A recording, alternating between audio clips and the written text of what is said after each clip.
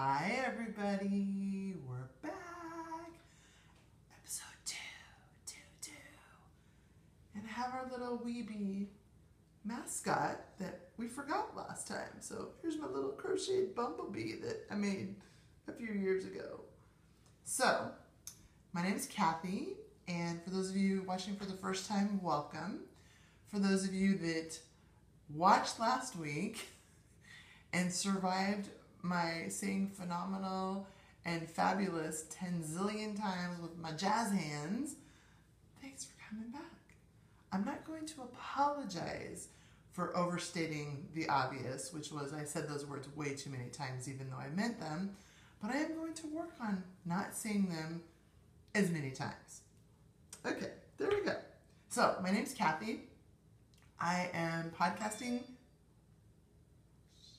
I'm podcasting tonight from our dining room in Forest Grove, Oregon. And for those of you that don't live on the West Coast or even the Midwest, Oregon is pronounced Oregon, not Oregon or Oregon. That's the little one. It's just Oregon. That's it. Happy little state on the West Coast in between Washington and California. So, my name's Kathy. On Instagram, you can find me as KMCina, C-I-N-A. I am also in the middle, I haven't quite done it yet, of creating a WeeBee Knitting Podcast Ravelry group. I've actually been a member of Ravelry since 2008, I believe, but I never really, I don't want to say I got it, I just never really became active on it because soon after I joined, I finally did what I said I would never do and got a Facebook account.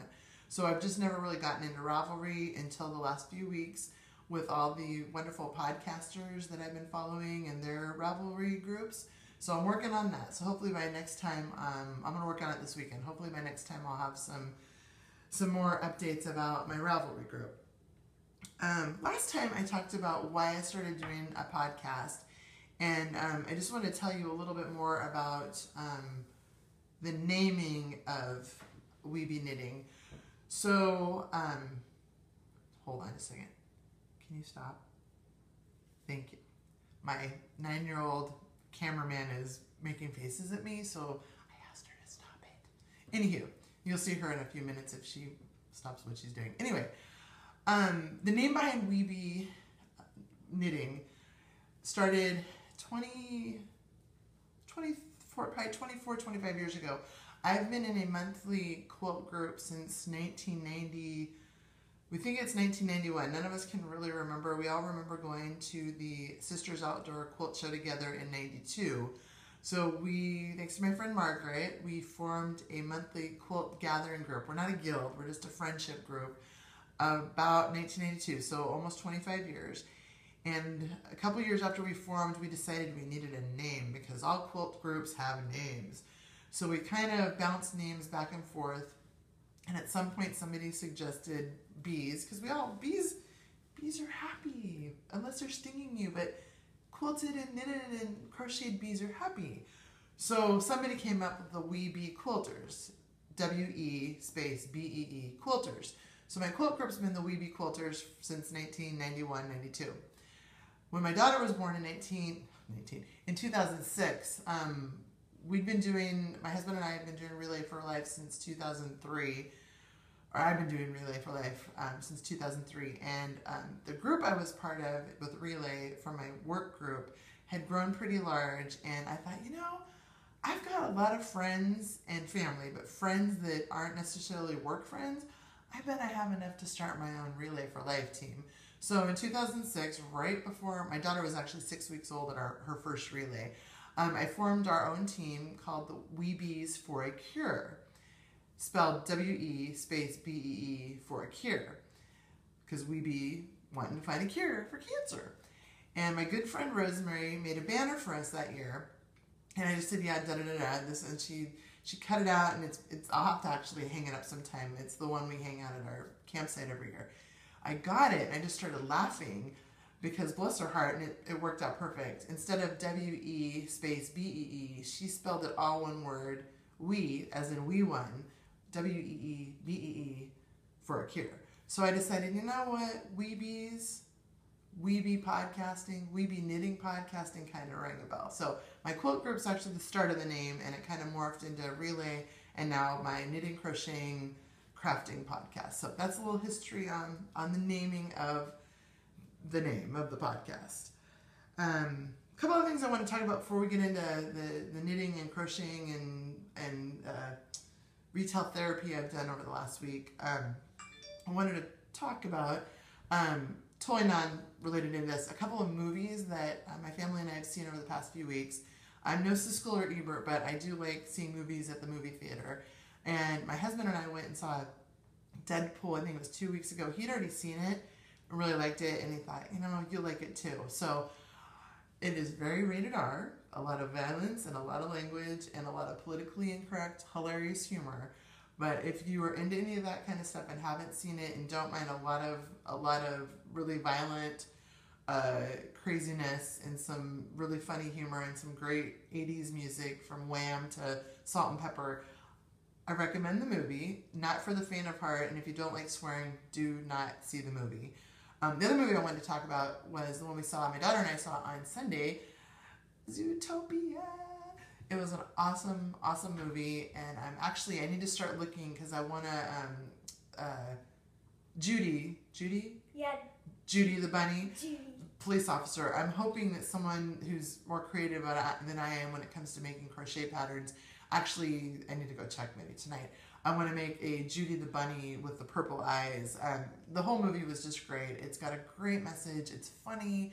It's not, I don't want to say fast paced, but the kids loved it. The older, the teenagers loved it. The adults loved it. We got to see it through a work function, and we thoroughly enjoyed it. So those are my two movie plugs. If you're looking for something fun to do. Also wanted to talk about the reason I think I've been doing a lot more, even though it's March 9th, by the way, 2016, is the weather in Oregon, which is typically rainy. If you're not from Oregon or Washington, or heck, right now California is getting soaked too. We're a very rainy state. There's a reason we're so green. Same with Washington, and we've been getting just a ton of rain, which we do need because we had a drought last year. We're also getting tons of snow in the mountains, which is great because we had no snow ski season at all. But when it's so abysmal and rainy outside, it doesn't make me feel quite as guilty about being inside and crocheting or sewing or knitting or whatever I happen to be doing. So, anywho's. All right. First up is, I'm going to call them shout outs this week. Fangirl, whatever you want to call it. I got two or three really cool things in the mail that I wanted to share with you guys. I ordered, and the first one, I can't remember what day it showed up, but it's Happy Snail Mail from Naughty Gnome, GNOME.com, or crafts.com, and it's a super cute project bag with these awesome happy foxes. How does it look, Charlotte? Hold it up higher. This side? There you go, even though it's covering your face. But I don't care about that. Anyway, awesome project bag, and it stands up, and I can't wait to use it, so awesome project bag that I'd ordered. And then I got another piece of really super happy snail mail, and I literally squealed the day I got it, and then I proceeded to fall asleep early because I wasn't feeling awesome, and opened it up yesterday. Oh my goodness. So Mrs. Brown's Bag, which is Jodi from Grocery Girls Podcast. She's a great knitter.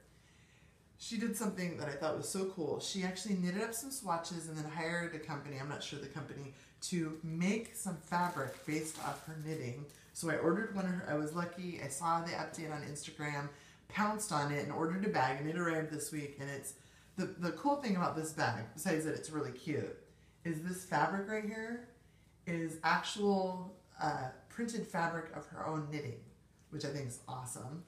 So anyway, really super cute bag. But what was even better than that was when I opened the bag, I was like, oh, cool. And I took a picture and I posted it on Instagram. But I got bonus material. So it was wrapped really pretty.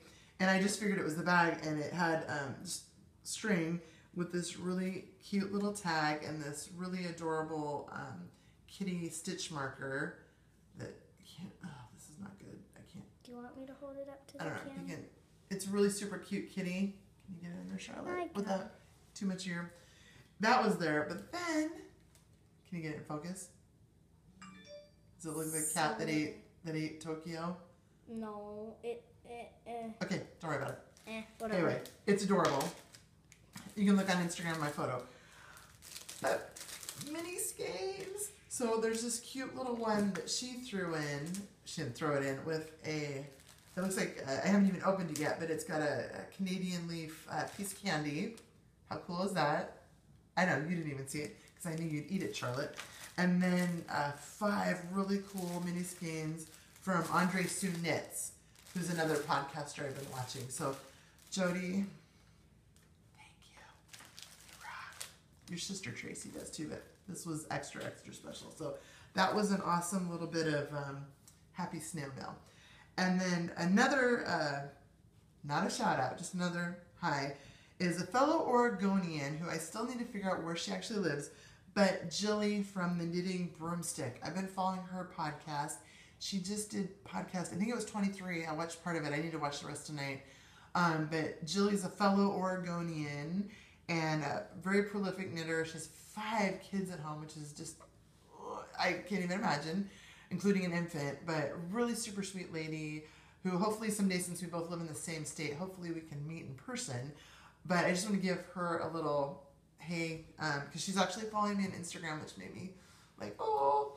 And then there's one other one that's started following me on Instagram. She's just done her 2nd podcast, and I am gonna totally forget her first name, and I apologize, but it's the Knitting Type, TYPE. Great fun podcast. She's very soft-spoken, quirky, funny, very prolific with her knitting. Makes me want to just like knit up a ton of stuff, shawls and all that kind of good stuff. So anyway, check her out. Acquisitions this week. Sorry about the cough from my little one. Couple things I also got in the mail. I'm still working on those socks, which I didn't work on at all. Sorry. Which I didn't work on at all this week. But I did get, I'd ordered and got the sock architecture book, which I'm looking for it. I've heard great things about it. Cool? Yep. So I got that in the mail, which was happy snow mail. And then I also got in the mail today, and I didn't know what to expect, but I decided to try it. It's called Yarn Box Socks, and I got this happy little, and I'm sure some of you either are or aren't in the club. I haven't done a club of anything since like scrapbooking days like 10 plus years ago, but I just decided what the hey, and I don't even remember how much the monthly cost is, but I got this awesome, it's called Tornado, that's the color. I got this awesome piece of cake, or yarn, cake of yarn, well, it's called a yarn cake, but it's 390 yards of superwash, 80% superwash merino, 20% nylon, and it's called Tornado. And I really love happy bright colors, so this totally, I'm excited. I don't know what the heck I'm going to do with it yet, but I'm really excited. So I got that in the mail. And then other stuff I got, not in the mail. I had heard Susan B. Anderson, who I adore, and hopefully sometime she'll come to Portland. She had mentioned this on one of her, or she had posted it on Instagram, and I bought it, not knowing that Clara Parks was going to be at Powell's like the next week, and I didn't know that because I wasn't getting the thing, so I couldn't have met the author, but I bought this little book called Knitlandia, and I've only read like the first 20 pages, but it's fun because it's all about her yarn, like her, she goes to different, like Vogue Knitting Live and all these different yarn festivals and yarn shops, and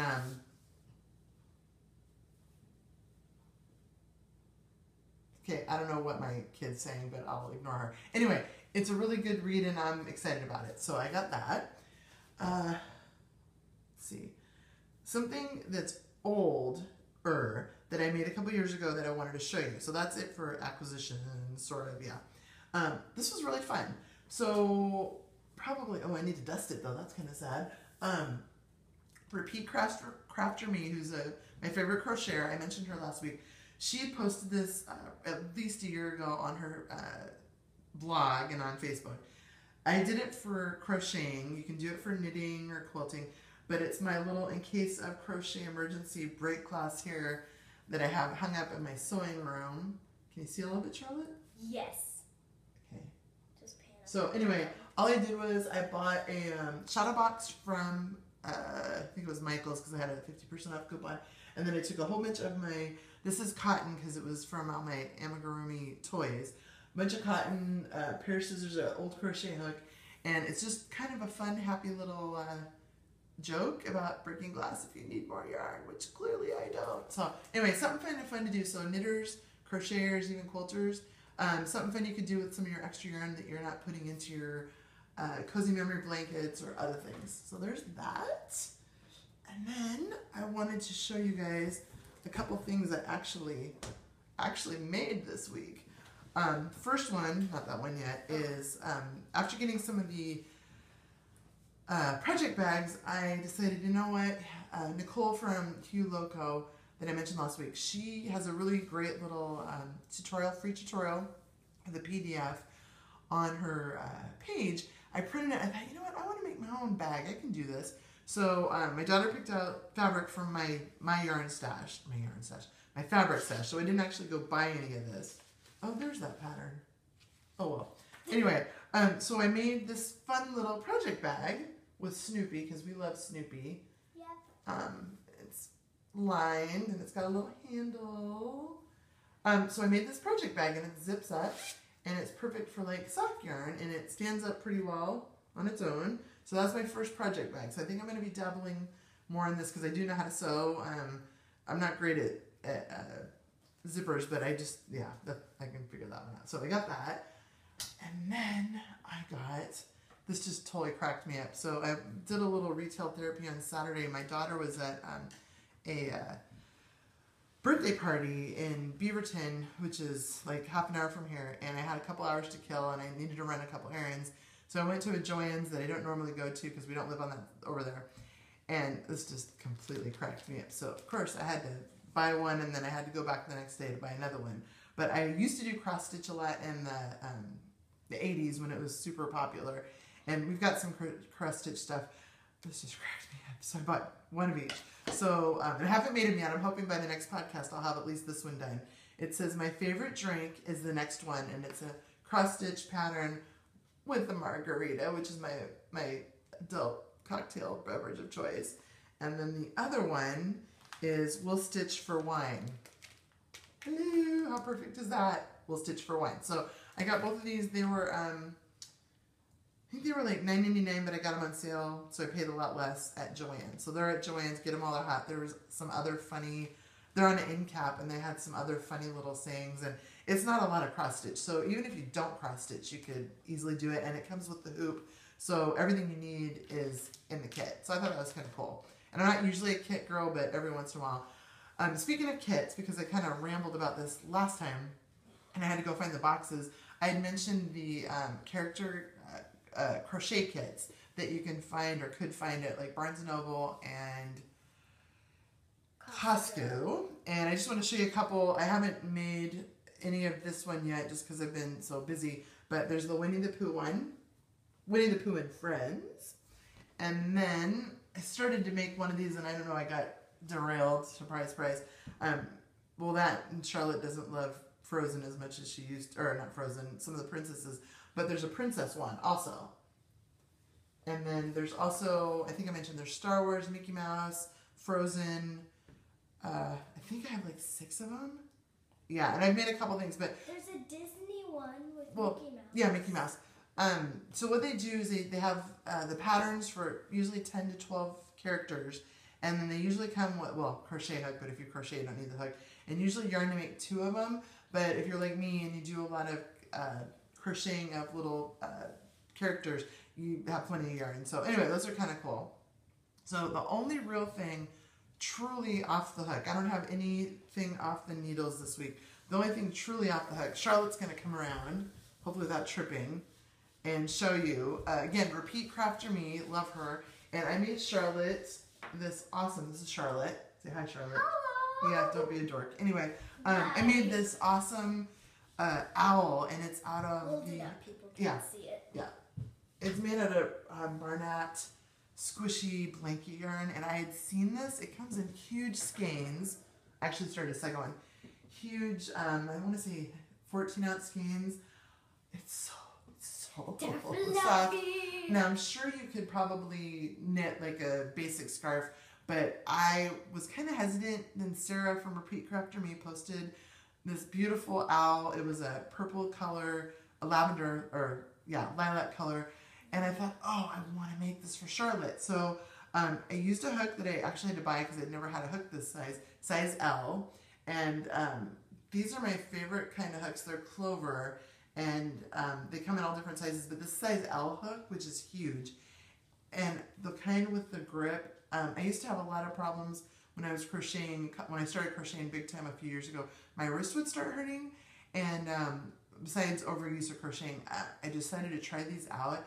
I love them. I cannot recommend these clover hooks enough. They're great. So anyway, this was super easy. It's all just double magic circle, and then double crocheting, and then the eyes are single crocheting.